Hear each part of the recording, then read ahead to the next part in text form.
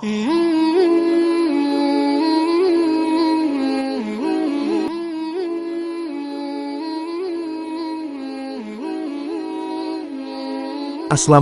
warahmatullahi wabarakatuh. Semoga kita dalam lindungan Allah, amin ya robbal alamin. Kisah Abu Nawas dan sandal ajaib, bagaimana kisahnya? Yuk tonton.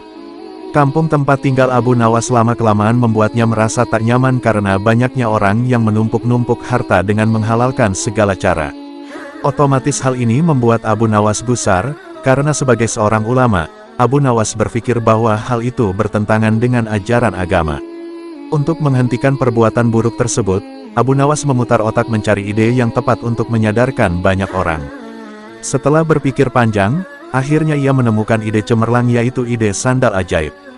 Dengan mengambil peralatan sederhana, berangkatlah ia ke pasar untuk gelar tikar menjual sandal. Sandal ajaib, sandal ajaib, sandal ajaib, kata Abu Nawas berkali-kali di pasar. Sesaat kemudian muncullah salah seorang pemuda yang melihat-lihat barang dagangannya. "Silahkan tuan, mau mencari apa?"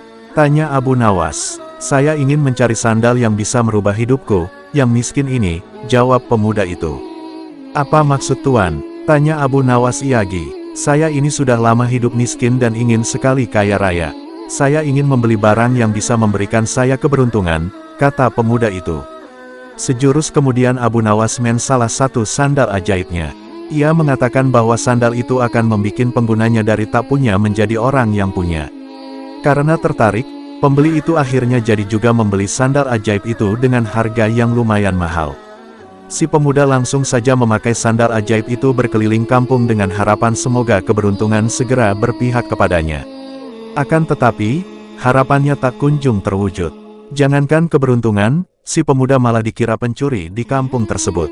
Untung saja para warga tak sampai menghakiminya. Karena merasa tertipu, pemuda itu kembali lagi menemui Abu Nawas untuk protes. "Assalamualaikum," sapa pemuda itu.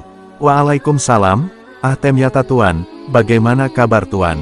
tanya Abu Nawas. "Kabar jelek, aku selain ditimba kemalangan gara-gara sandal ini. Padahal dulu engkau mengatakan kalau sandal ini bisa mendatangkan keberuntungan, bisa menjadi kaya dan terkenal, tapi mana buktinya?" Protes si pembeli. "Seingat saya tidak pernah mengatakan seperti itu tuan," serga Abu Nawas. "Saya hanya mengatakan bahwa bila tuan pada mulanya orang yang tidak punya, maka dengan membeli sandal ini tuan akan menjadi orang yang punya. Buktinya sekarang tuan sudah memiliki sandal ajaib ini," kata Abu Nawas. Begitu mendengar penuturan Abu Nawas, pemuda itu hanya bisa diam. Ia menyadari bahwa dirinya sedang salah tafsir. "Lalu mengapa engkau mengatakan bahwa sandal ini ajaib?" tanya pembeli. "Karena merek sandal ini adalah ajaib." "Sandal ajaib," jawab Abu Nawas. Akhirnya pemuda itu pergi begitu saja tanpa sepatah kata pun. "Tunggu tuan, saya ingin mengatakan sesuatu kepada tuan. Mungkin saja akan ada manfaatnya," kata Abu Nawas. "Jangan percaya kepada barang ajaib, karena percaya pada sesuatu selain Tuhan bisa membuat kita syirik dan akan mendapatkan kesusahan di dunia dan akhirat kelak.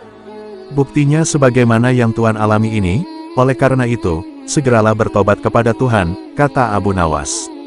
Mendengar penuturan Abu Nawas, sepertinya pemuda itu menyadari kesalahannya. Ternyata banyak sekali hal-hal yang bisa membawa kepada perbuatan yang dimurkai Tuhan. Mulai saat itulah ia bertobat kepada Tuhan. Sampai di sini dulu. Semoga bermanfaat dan menghibur. Assalamualaikum.